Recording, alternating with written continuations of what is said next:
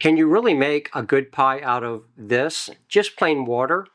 It sounds incredible, doesn't it? But long ago, when times were very difficult, resources were limited and people had to make do with whatever they had. They had to create something from almost nothing. And that is how water pie came to be. It's a dessert that's just made of water, sugar, flour, and a bit of butter.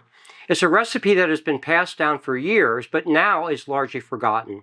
A true artifact from the old days when you had to be extremely frugal to get by. Well, today I'm turning my homestead kitchen into something of a time machine. I'm not just baking a pie, I'm attempting to cook a piece of history. But the real question is this forgotten desperation pie something special that we've lost, or is it something that originated in hard times and should live in the past? Well, there's only one way to find out. Let's begin by making it, and I will tell you the honest truth. I'm going to start with a little history about water pie. I always like to know a history of what I'm making. It adds to the experience, I think, and it's something to talk about around the dinner table. But if you want to get straight to the baking, then skip this next chapter, and I'll see you in the preparation chapter that follows. Now, when you hear of Depression-era water pie, your mind probably goes directly to the 1930s. You think of the Dust Bowl farms and families stretching every resource as far as they could go. And you aren't entirely wrong, but water pie actually saw a rebirth during the Great Depression, a time when things like milk, eggs, fresh fruit, they were luxuries most people simply couldn't afford. It was a way to put the dessert on the table when all you had were simple pantry staples. But here's where the story becomes particularly interesting and turns this simple recipe into a bit of a history puzzle. The water pie wasn't actually invented during the Great Depression. Its roots go much further back than that. The earliest printed recipe for something called cold water pie appeared as early as 1886 in a California newspaper called the Ventura Post and Daily Democrat. Now, that's nearly 50 years before the Depression even began. This recipe, which uses flour, sugar, water, and vanilla, it was a clever substitute for a custard-like pie when milk was scarce and hard to find. And it was a success. According to some people, by 1889, it had been sent out on the wire and printed in newspapers across at least 18 different states. So if not the Great Depression, what desperation prompted this pie's popularity? Its origin likely ties back to the difficult economic periods of the late 1800s, like the Long Depression. Even in better times, milk was not something that was easy to obtain. And it's not easy as it is today where we just go down to the store. Dairy farming was often seasonal and sometimes had low yields, which made milk scarce and expensive. For people settling new land and living in the country, a recipe for a sweet, custardy pie without any milk was pure genius. It was also sometimes known as hard times pie, and that name really says it all, doesn't it?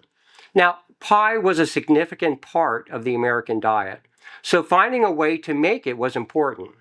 According to one estimate, New York City itself consumed around 80 million factory-made pies in 1899 alone. So pie wasn't just for special occasions, it was a staple. Now, water pie is proof of how much we love pie and how resourceful home cooks can be. People who wouldn't let having little stop them from creating a moment of comfort. It's a story of cleverness that was revived during the Panic of 1907 and, as is well known, during the Great Depression. All right, enough of history. Let's see what it takes to make this pie. And looking at the list of ingredients, it's really hard to believe that this will become anything other than a sweet, watery soup. Well, first you need an unbaked 9-inch deep dish pie crust. Now, you can make your own from scratch, or if you want to keep things simple, you can just go buy a store-bought one. That'll work just fine. We'll place it on a baking sheet or something underneath, and that's a good tip just in case it does bubble over. Next, the star of the show is 1.5 cups of plain water. Then we have our dry ingredients. It's a simple mixture of 1 cup of sugar, 4 tablespoons of all-purpose flour. Now, some recipes call for a teaspoon of salt to enhance the flavor, so I'm going to be adding that in. This mixture is supposed to be the magic that thickens the water into custard. Now for flavor, we're going to use 2 teaspoons of vanilla extract. Now back then they might have used whatever they had, nutmeg or whatever flavoring was on hand. Now a 1908 recipe from the Missouri newspaper just called it flavoring, leaving it up to the baker.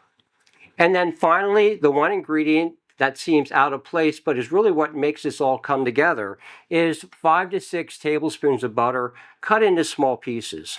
This is what provides the richness and the fat that the traditional custard gets from eggs and cream. It's the key to turning this sugary water into a true dessert. And that's it. That's the complete list. No eggs, no milk, no cream, no cornstarch. Simple as simple can be. And it's fitting for hard times.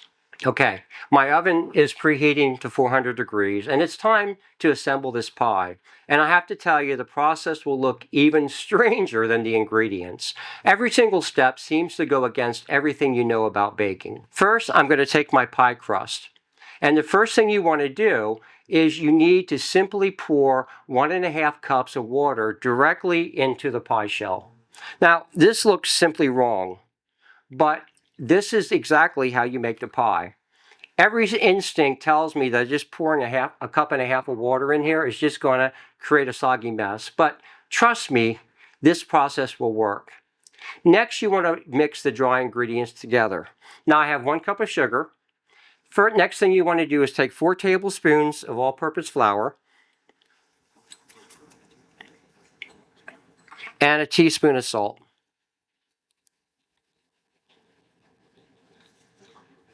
After you do that, now you just want to mix that together.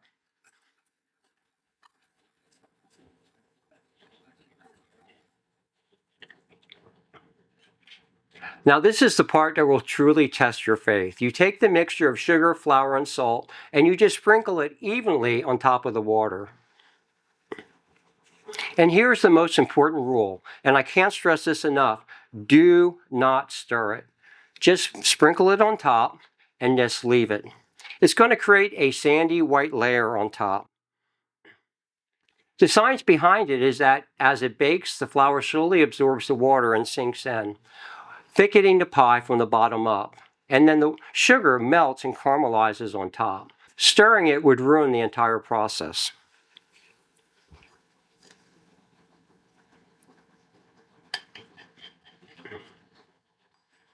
Next, I'm going to drizzle 2 teaspoons of vanilla over the surface. Again, no stirring.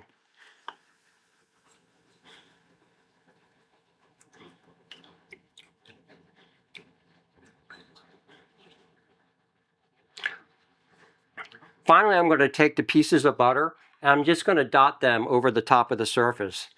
They're going to just float like little yellow boats.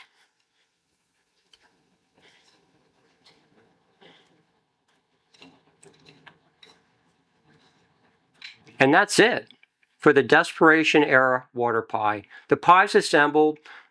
It looks kind of strange for something you're going to be eating. It's a watery, sandy, buttery pool sitting in the pie shell. Makes you wonder how something like this could be good tasting with such simple ingredients and simple preparation. Now the baking is done in 2 parts. First, you want to bake it at 400 degrees for 30 minutes. And then after those 30 minutes, you want to reduce the heat to 375 for another 30 minutes. During the second half, keep an eye on the crust and cover the edges with foil, or if you have a crust cover like I have, just to keep it from getting too brown. So the total baking time is about an hour.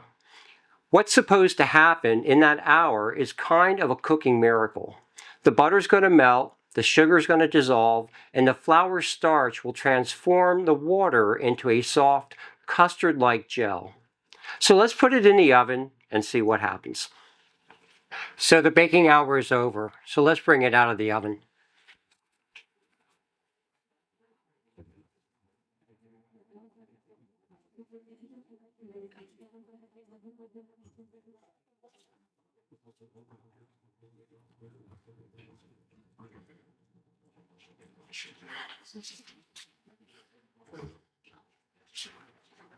Now you can see after baking, it still looks very liquidy and very molten.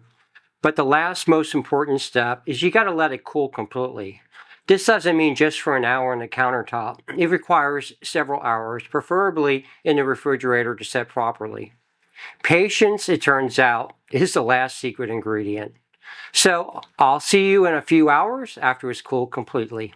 It has been several hours and the pie is completely cool. And wow, I am telling you, its transformation is shocking. What was a wobbly hot mixture coming out of the oven is now set into a smooth, creamy looking custard. It has a slight jiggle to it, just a slight jiggle, as any good custard should. Now the top has a pretty golden brown color and you can smell the sweet baked butter and the vanilla. It looks like a real pie. It's a beautiful pie, a water pie. Now I'm going to cut a slice and we'll see how it tastes.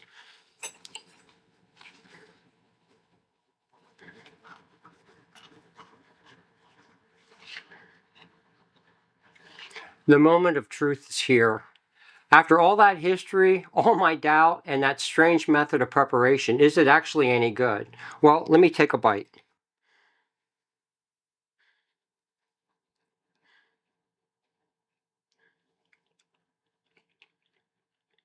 Hmm.